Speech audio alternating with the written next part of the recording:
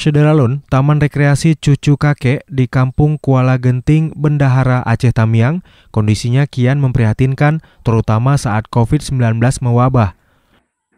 Lokasi wisata keluarga ini pun sudah 4 bulan terakhir tidak mendapat kunjungan. Selain mereka yang datang hanya sebatas untuk menumpang berfoto.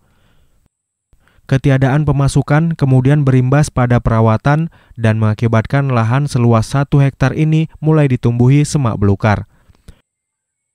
Pemiliknya, Jaiman, berharap pemerintah lebih memperhatikan kondisi pelaku usaha dalam setiap mengambil kebijakan, khususnya yang berkaitan dengan penanggulangan COVID-19.